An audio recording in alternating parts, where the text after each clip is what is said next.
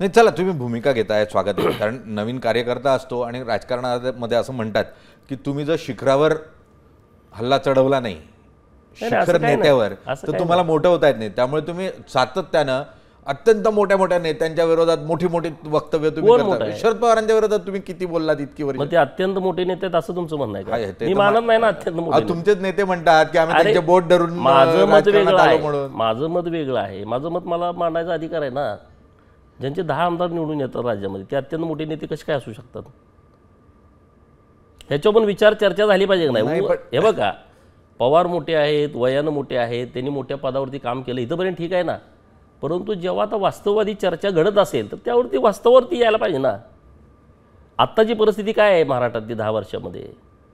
देवेंद्र फडणवीस नावाचा एक तरुण मुलगा येतोय, त्यांच्या नेतृत्वात निवडणुका होत आहेत आणि 100च्या वर सलग 3 वेळा आमदार ते निवडून आणतायत.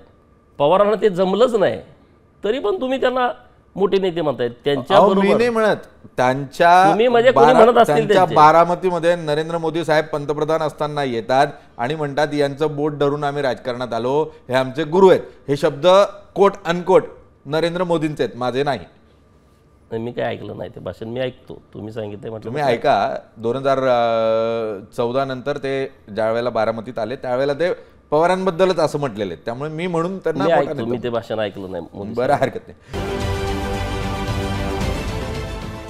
देश विदेशातील प्रत्येक घडामोडींचे लाईव्ह अपडेट मिळवण्यासाठी आता साम टीव्हीच्या सर्व सोशल मीडिया प्लॅटफॉर्मला लाईक, फॉलो आणि सबस्क्राईब करा.